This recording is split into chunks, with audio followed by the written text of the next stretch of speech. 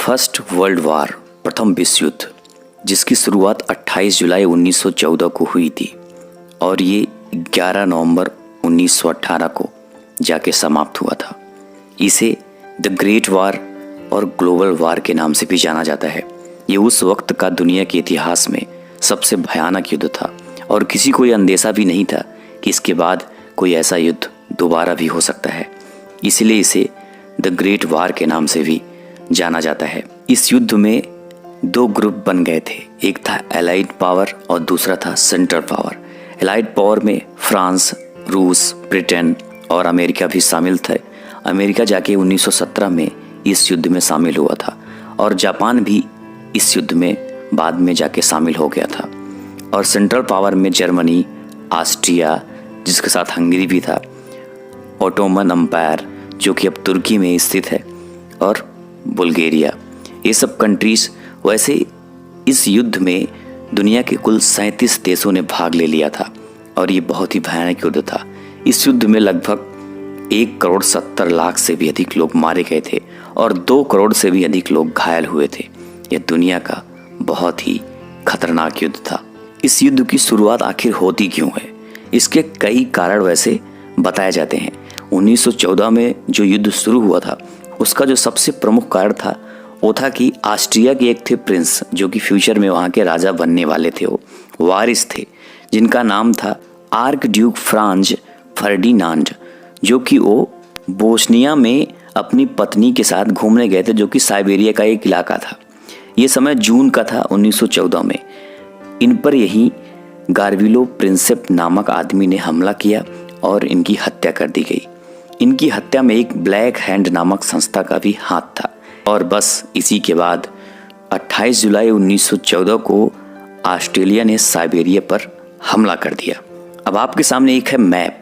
अब मैप में देख सकते हो आप, ये समझ लो ऑस्ट्रिया उस वक्त मतलब ऑस्ट्रो हंगेरियन एम्पायर था वो, तो ये ऑस्ट्रिया और नीचे है साइबेरिया। साइबेरिया में घूमने गए थे और वहीं पर उनकी हत्या हुई।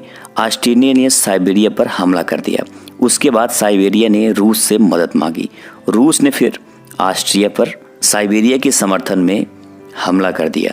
अब इसको देखते हुए जापान ने क्या किया? रूस पर हमला कर दिया। किसके समर्थन में? ऑस्ट्रिया के समर्थन में।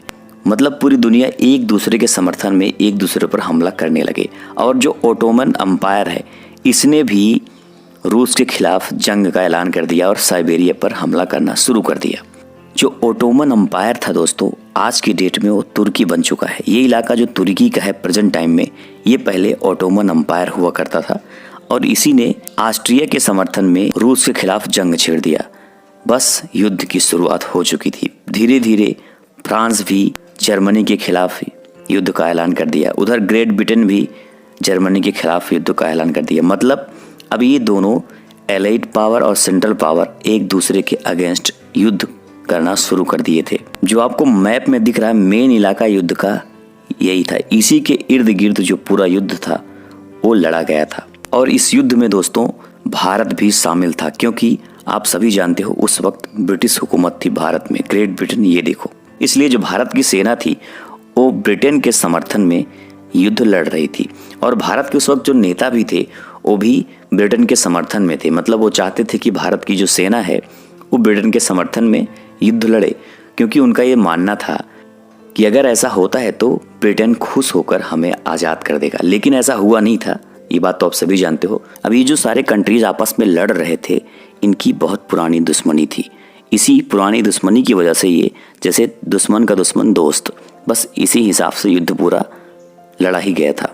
दोस्तों यह युद्ध पूरा लगभग 4 वर्ष तक चला था। इसमें 37 देशों ने भाग लिया था और 6.5 करोड़ सैनिक इसमें हिस्सा लिए थे, जिसमें से लगभग 1.5 करोड़ से भी अधिक सैनिक मारे जा चुके थे। वैसे प्रथम विश्व युद्ध में अमेरिका पहले शामिल नहीं हुआ था।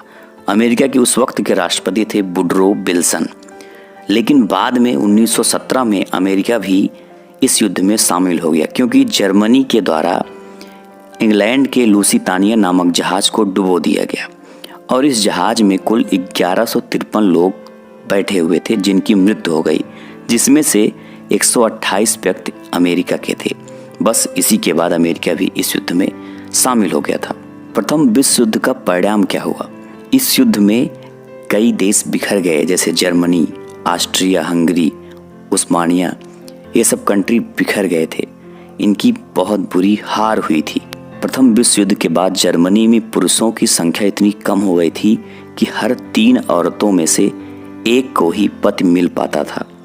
प्रथम विश्व युद्ध 11 नवंबर 1918 को खत्म हुआ था। कुल मिला के प्रथम विश्व युद्ध में जो सेंट्रल पावर था उसकी बुरी तरह हार हो गई थी। सेंट्रल पावर में सबसे प्रमुख जो देश था वो था जर्मनी, और इसमें सबसे ज़्यादा नुकसान भी जो हुआ था वो जर्मनी का ही हुआ था।